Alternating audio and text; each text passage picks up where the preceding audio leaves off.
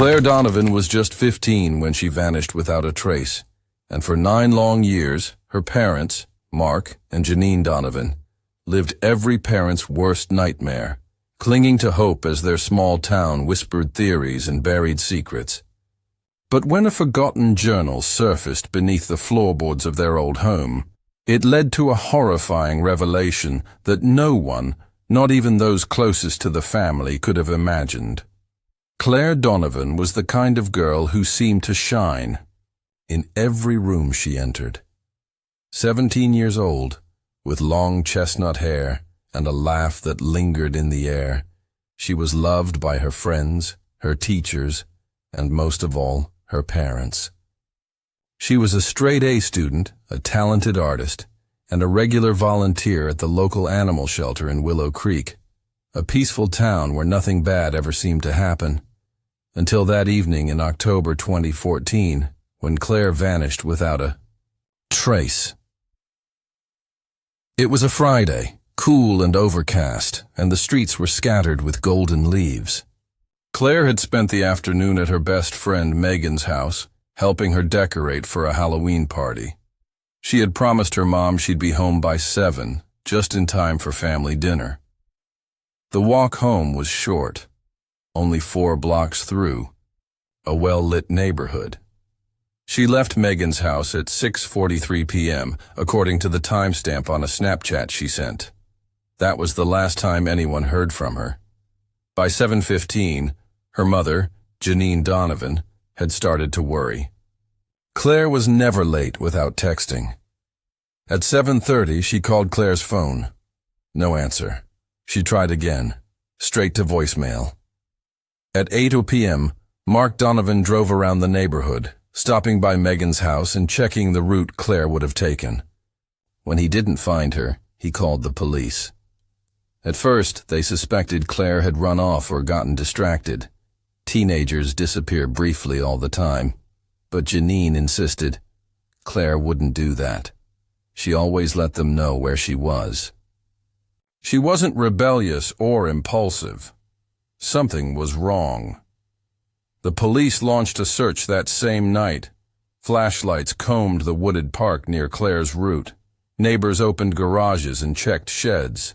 Dogs were brought in, sniffing for her. Scent. Just after midnight, a breakthrough.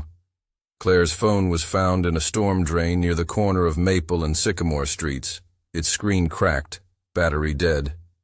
But there was nothing else. No backpack, no sign of a struggle, no witnesses. She had simply vanished in the middle of her own neighborhood.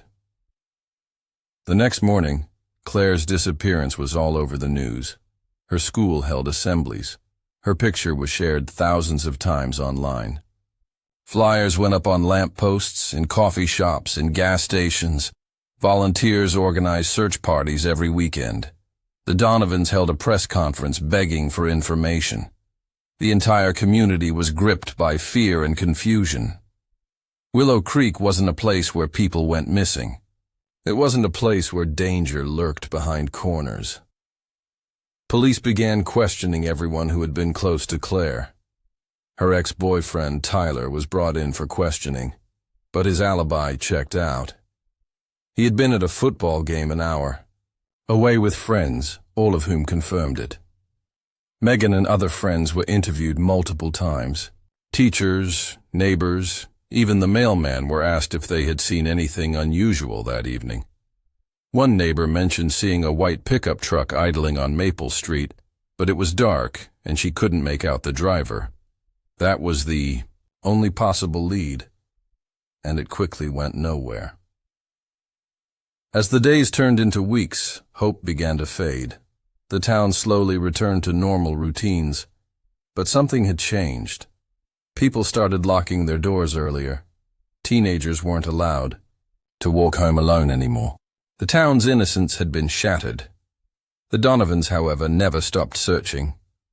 Janine became obsessed with finding her daughter. She spent her days poring over social media posts, setting up anonymous tip lines and visiting psychics. In secret. Mark threw himself into work but rarely spoke. Their marriage began to strain under the weight of grief. Every year, on the anniversary of Claire's disappearance, they held a vigil in the park near where her phone was found. Dozens showed up at first, lighting candles and saying prayers. By the 5th year, only a handful remained. Over time, theories about Claire's disappearance took root in whispers and online forums. Some believed she had been kidnapped by someone she knew, someone who had earned her trust. Others thought she might have been abducted by a stranger passing through town. There was a brief flurry of activity in 2017 when a truck driver claimed to have seen a girl matching Claire's description at a rest stop in New Mexico, but it turned out to be a false alarm. Another rumor claimed she had run away to start a new life, that she had been unhappy, pressured by school and expectations. But the people who knew her best didn't believe that for a second. Behind the scenes, detectives continued to investigate. Cold case units reviewed the files every year, but without new evidence, there was little they could do. Technology advanced, but Claire's trail remained ice cold. The one item, her broken phone, had been wiped by rain and time, leaving no usable fingerprints, no data to trace. Surveillance cameras from local shops were too grainy to provide details. It was as if she had been swallowed by the earth. By the 9th year, in 2023, Claire's name had become a kind of ghost story in Willow Creek. Children who had been in kindergarten when she vanished were now in high school, and few remembered her face. A mural painted in her honor near the town library had faded, and one of the benches at the local park bore a plaque with her name. Most believed the case would never be solved. That was the most painful part for the Donovans, not just the loss, but the silence that followed. Then everything changed. After years of holding on to the house, unable to let go of the memories, Mark and Janine made the agonizing decision to sell their home. The place was too full of reminders, the bedroom frozen in time, the dinner table always missing one chair, the empty seat by the window where Claire used to read. A young couple, Ava and Jordan Reed, bought the house and planned to renovate it. They had no idea what secrets lay hidden beneath the floorboards. It started with a strange smell in the basement. Then came the discovery of a false wall, sealed off and hidden behind a stack of old paint cans. What they found inside was small, dark, and suffocating. It looked like a storage room, untouched for years. And in one dusty corner they found a plastic-wrapped bundle beneath the floor. Inside that bundle was a journal. The handwriting matched Claire Donovan's. It was dated months, even years after she had supposedly disappeared. Everything the town thought they knew was about to be torn apart. The truth had been waiting all along, hidden in the very house where it all began. The discovery of the hidden room in the Donovan basement sent shockwaves through the quiet community of Willow Creek. It wasn't just the presence of a false wall that disturbed the new homeowners. It was what had been left behind. The small sealed space behind the wall was cloaked in dust, the air stale and unmoving. At first glance, it looked like a forgotten storage area filled with random junk. Old paint cans, broken furniture, torn cardboard boxes. But something about the room felt wrong. It was too isolated, too intentionally concealed. Jordan Reed, who had planned to turn the basement into a home office, decided to dig deeper. In one corner of the room, a loose panel on the floor drew his attention. When he pried it open, he found a plastic-wrapped bundle tucked between wooden beams. It was carefully sealed in layers of plastic and tape, almost as if someone had gone out of their way to preserve it. Curious and uneasy, he carried it upstairs and opened it on the kitchen table. Inside was a faded leather-bound journal with cracked edges and faint initials stamped on the back. CD. The pages inside were fragile, the ink slightly smudged by age and dampness, but the handwriting remained legible. It didn't take long for Jordan and Ava to realize what they were holding. The journal belonged to Claire Donovan. The first few pages were dated late October 2014, several days after Claire's disappearance. The entries were confused and frightened. She described waking up in a small, dark space, unsure of where she was or how she got there. Her thoughts were disjointed. She wrote about being trapped somewhere cold, about hearing footsteps overhead, and about the sound of a television playing in another room. Over time, the entries grew more coherent. Claire realized she was being held captive. She never named her captor.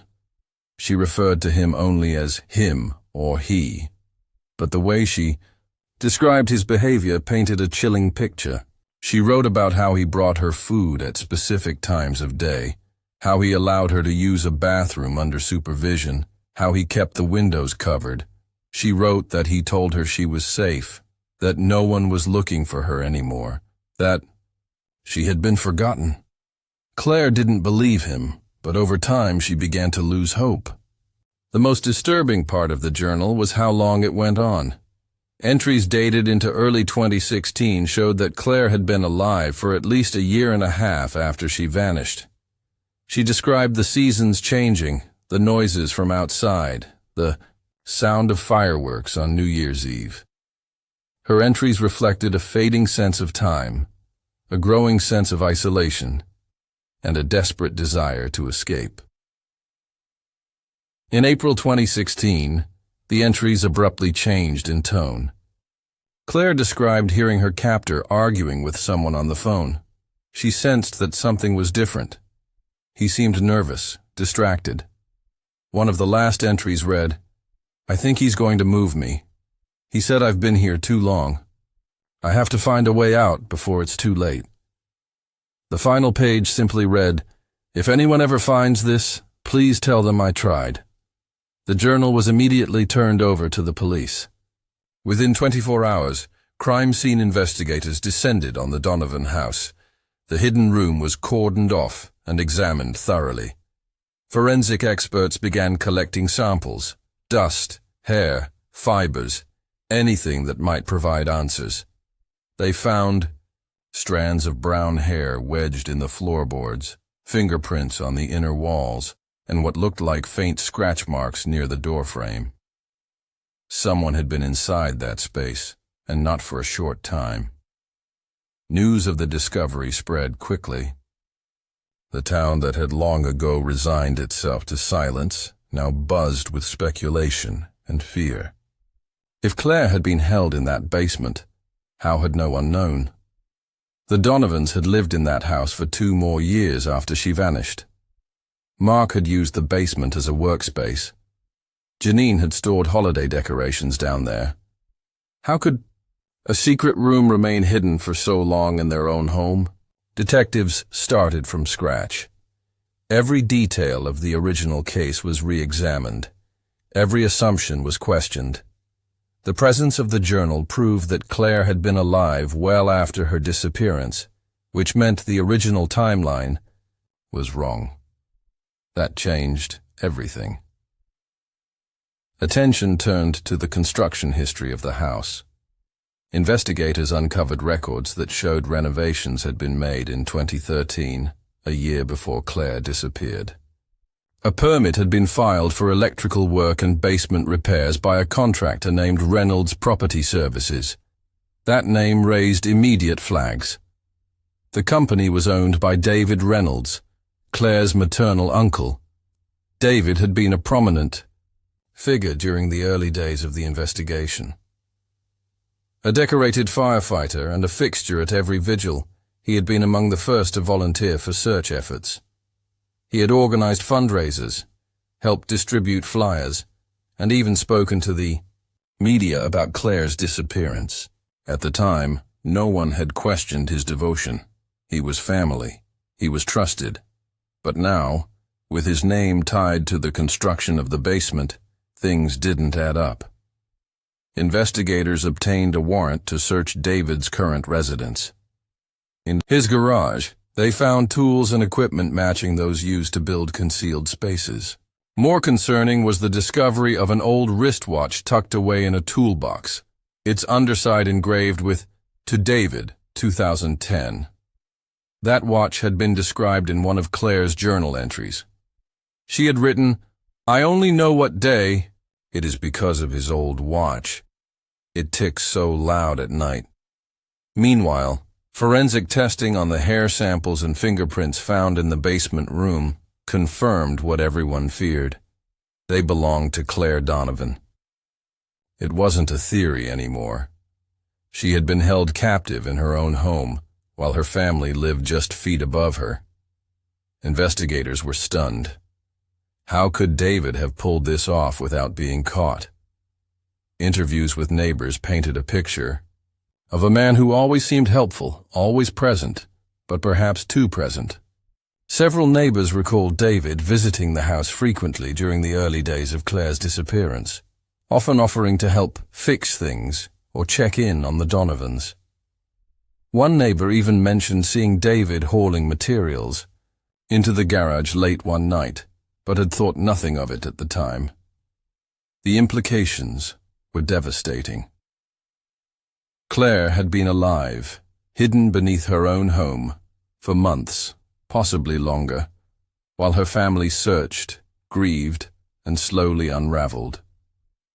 And the person responsible may have been someone they loved and trusted, someone who had comforted them through their darkest moments. As the pieces began falling into place, one chilling reality came into focus. This had been planned. The hidden room, the concealed panel, the reinforced locks. It hadn't been an impulsive act. Someone had prepared for this. Someone had intended for Claire never to be found.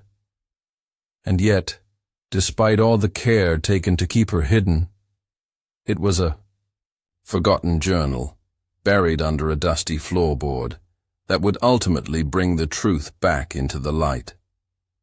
The reopening of the Claire Donovan case sent shockwaves not only through Willow Creek, but through the state. The media swarmed the small town within days of the journal's discovery.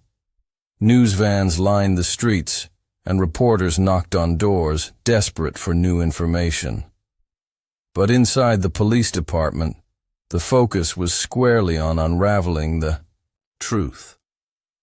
The journal had confirmed that Claire had been alive for nearly 2 years after her disappearance, and the fingerprints, DNA evidence, and clues all pointed to one man, David Reynolds. David had never been on the radar during the original investigation. He was Claire's uncle, Janine's younger brother, a decorated firefighter known for his bravery and generosity. He was a regular at Sunday dinners, helped fix things around the Donovan house, and was always available when the family needed him. When Claire disappeared, he had stepped in immediately, comforting Janine and Mark, organizing community search efforts, and making heartfelt pleas on the news for Claire's return. No one suspected him. He was seen as a hero, not just in the family, but in the entire town. But now, with forensic evidence tying him to the hidden room, detectives took a closer look at his timeline. He had claimed to be on a training course out of town on the night Claire disappeared. The alibi had never been questioned. But with renewed urgency, investigators obtained new data, archived security footage, phone records, GPS logs from a now-retired cell tower server, and what they found dismantled his carefully crafted story. David's phone pinged near the Donovan home at 6:55 p.m. on the night Claire vanished. A white pickup truck matching the one a neighbor described was seen passing a traffic camera just blocks from Claire's last known location. David owned a white pickup. When confronted by investigators, David stuck to his original story. He denied everything.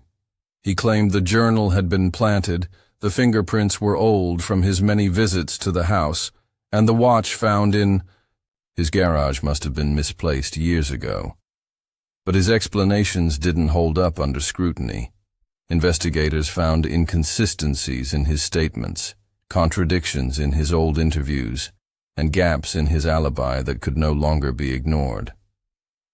The turning point came when a former colleague from the fire department came forward.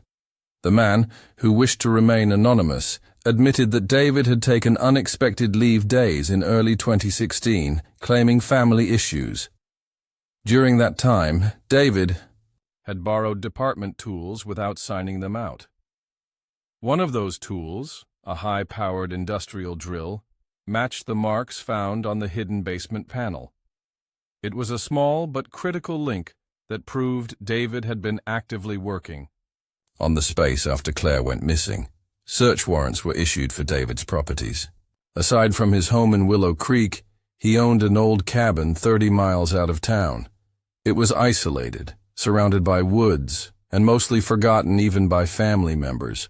When investigators arrived, they found more than just tools and supplies. In the IED back shed, they discovered a set of keys, one of which opened the door to the hidden room in the Donovan basement. Inside the cabin itself, they found a faded photograph of Claire, tucked behind a drawer. The photo had been taken sometime after her disappearance. She looked thinner, tired, and afraid. The image was grainy, taken from a distance, as though she hadn't known it was being taken. That single photo erased any remaining doubt. The evidence was overwhelming. David Reynolds was arrested on multiple charges: kidnapping, false imprisonment, obstruction of justice, and endangerment of a minor, resulting in death. His arrest stunned the community. People who had once admired him, trusted him, and even called him a hero, now struggled to comprehend what he had done. The Donovans, devastated beyond words, cut off all contact with Janine's side of the family. Janine herself went silent, retreating from the public eye. Her grief now carried a darker weight. Her own brother had been the monster living among them. What baffled investigators most was the motive. Why would David, a man with no criminal record, no apparent mental health issues, and no history of violence, commit such a horrific act? There was no evidence of abuse, no financial incentive, no obvious reason. But as they dug into his past, subtle patterns began to emerge. David had always inserted himself into the lives of others, always needed to feel needed. He had a history of obsessive behavior. He had once followed an ex-girlfriend for months after she ended their relationship, though no charges were filed.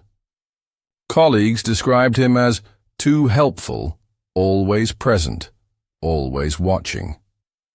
Psychological experts brought in by the prosecution suggested a disturbing theory. David may have developed an unhealthy attachment to Claire, seeing her as someone he needed to protect, even control. He may have convinced himself that keeping her hidden was the only way to preserve that connection. In his mind, he hadn't kidnapped her.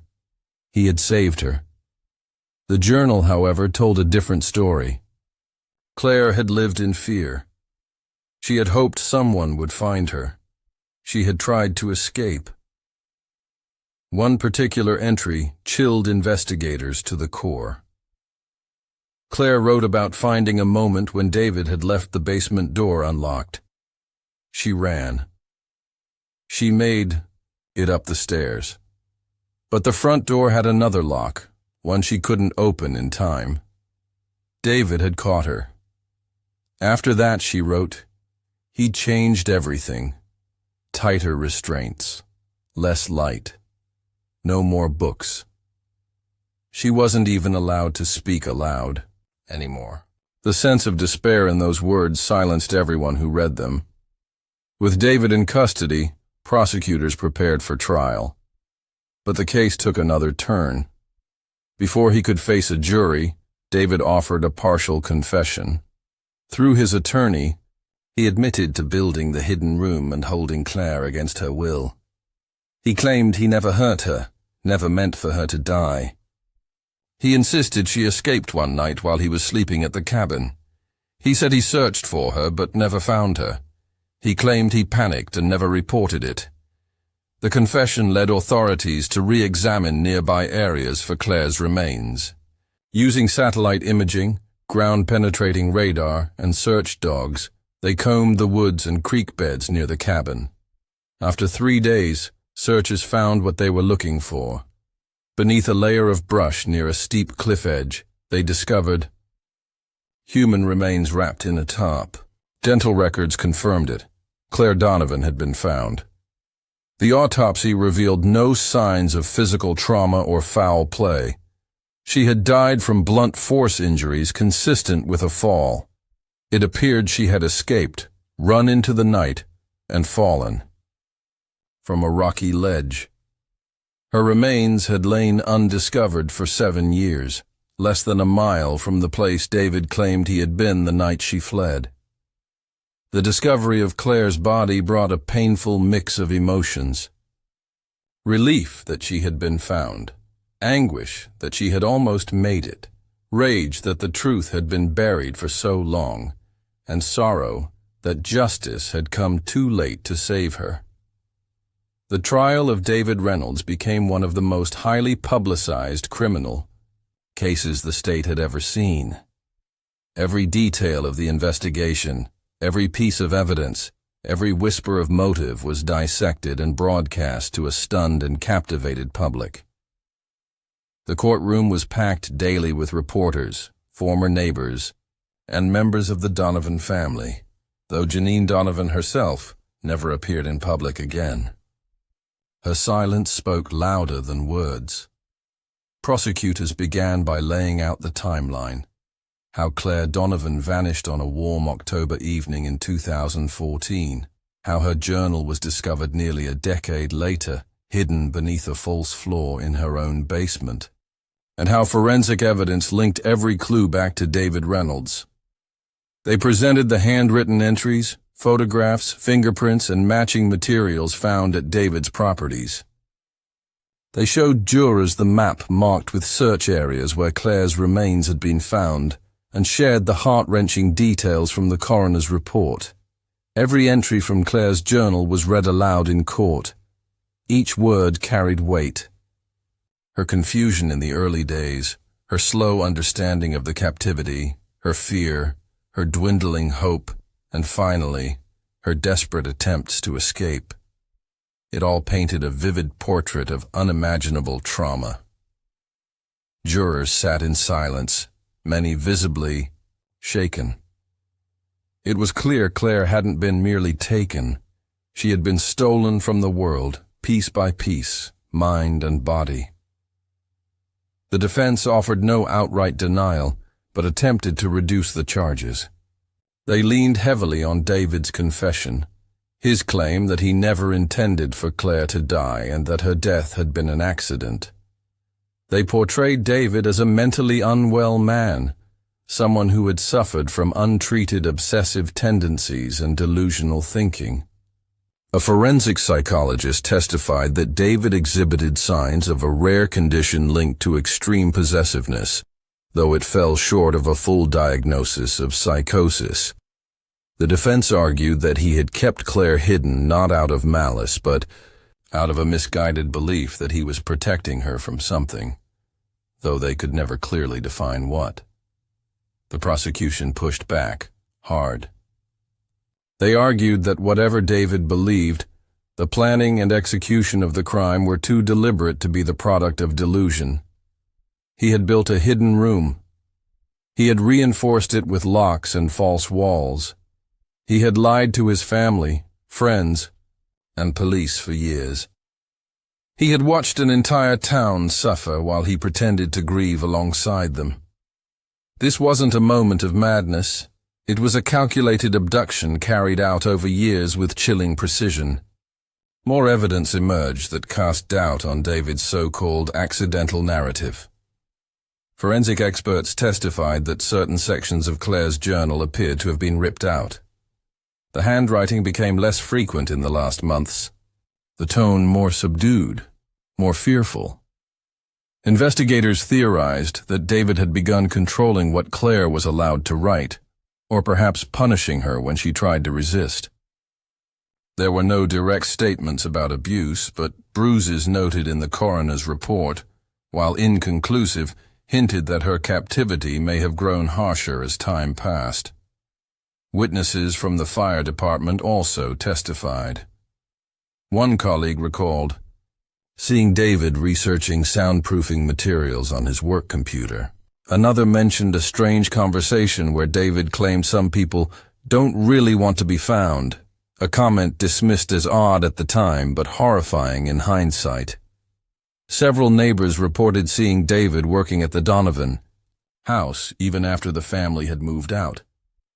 He had returned under the pretense of checking the foundation or collecting tools.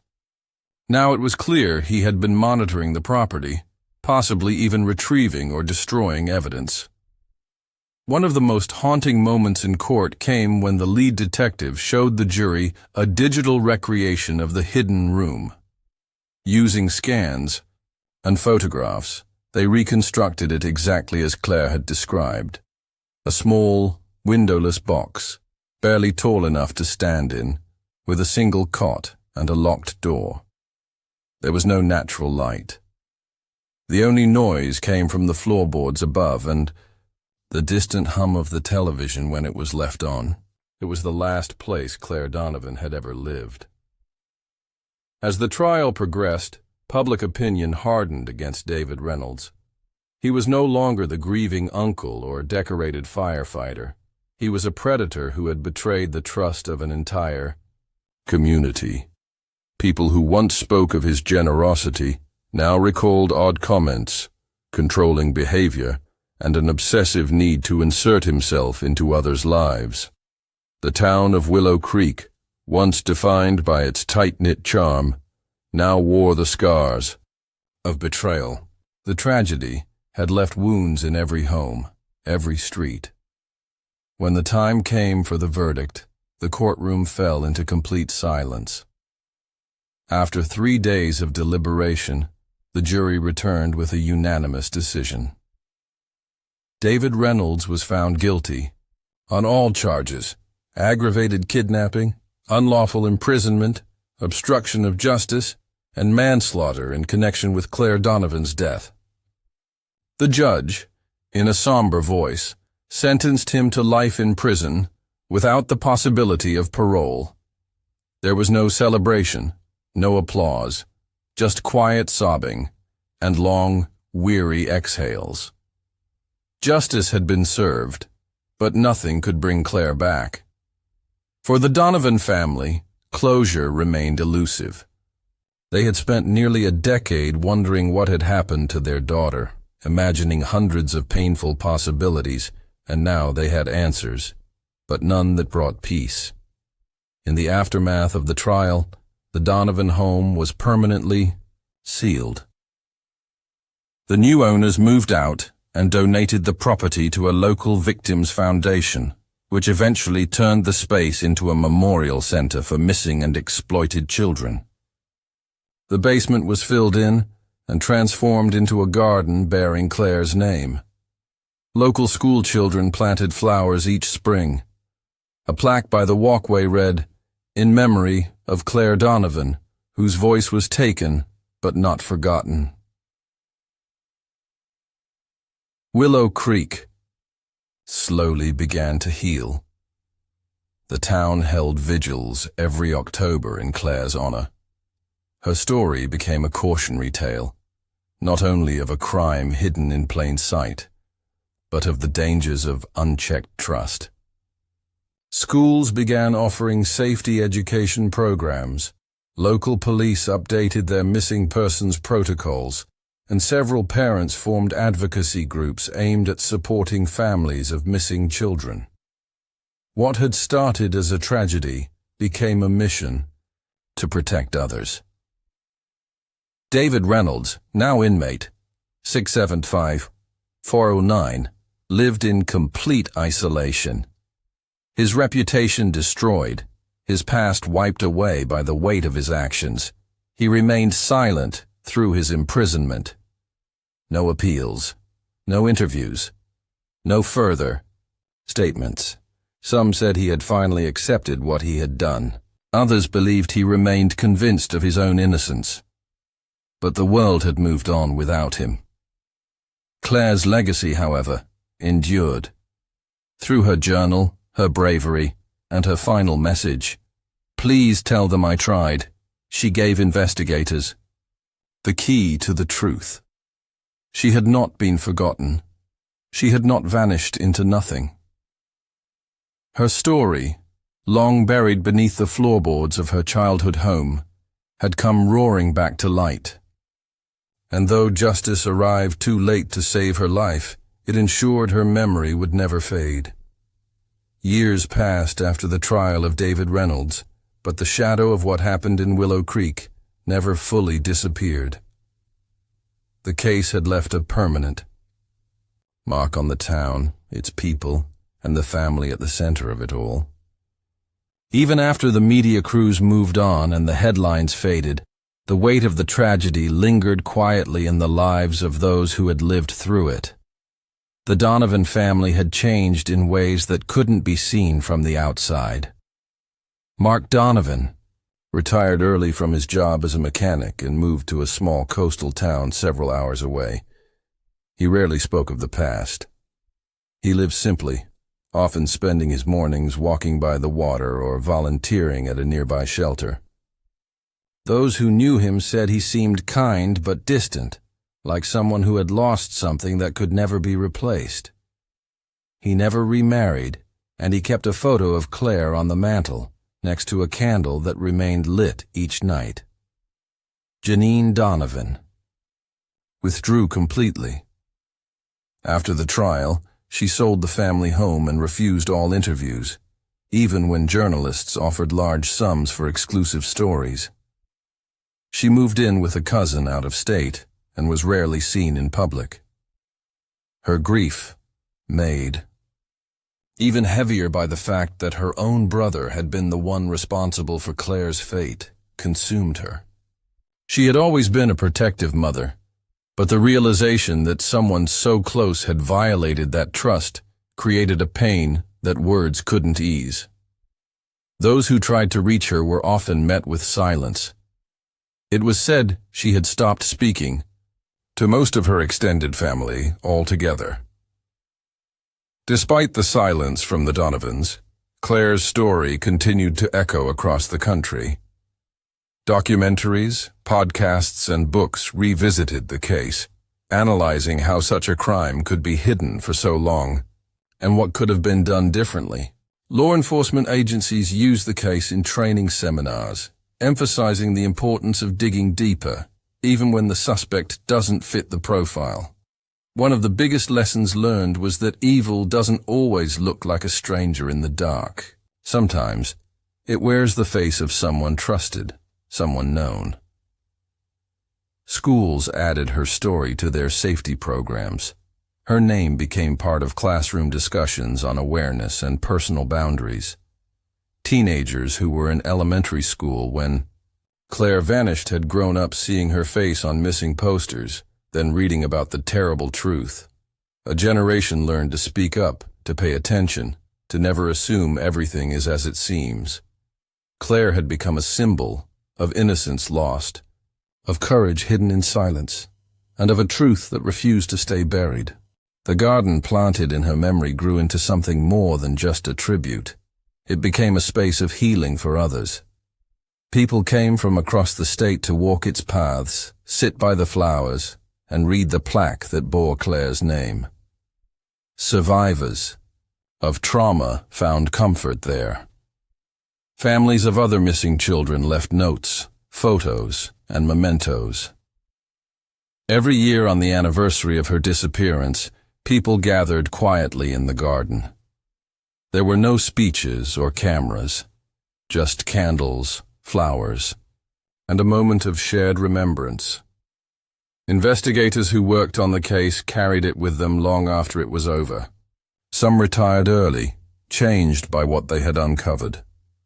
Others continued in their roles, but admitted that the Claire Donovan case haunted them more than any other.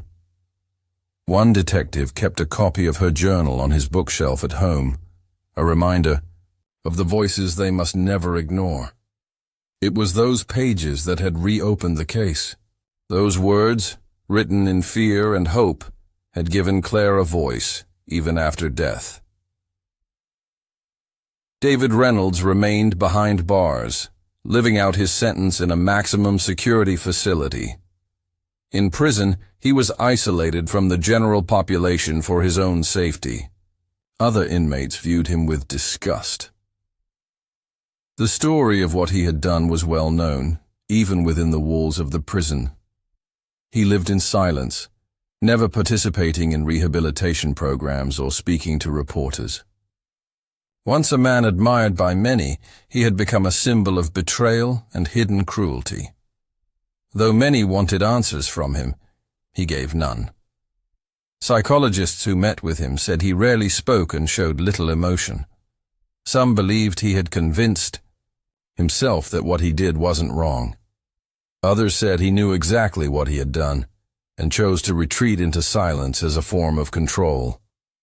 Whatever the truth, the answers died with him when, 5 years into his sentence, he was found unresponsive in his cell from natural causes. There was no public mourning, no funeral. His body was cremated without ceremony. After David's death, interest in the case spiked briefly again. News outlets ran retrospectives. Former friends of the Donovans gave updated statements.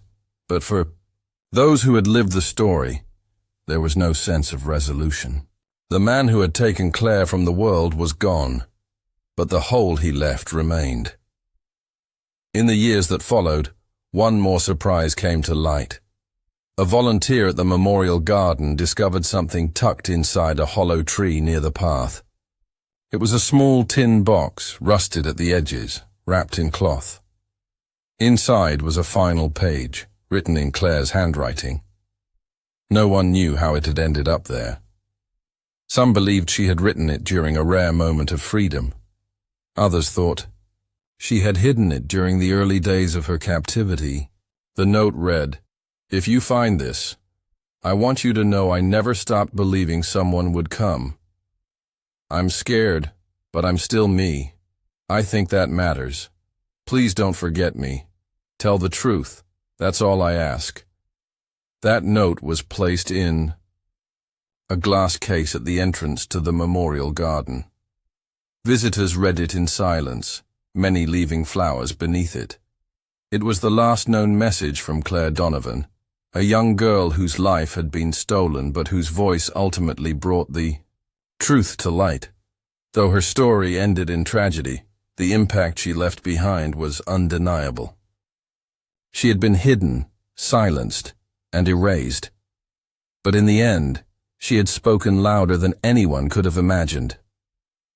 Through her journal, her final note, and the movement she inspired, Claire Donovan ensured that her life, though cut short, would never be forgotten.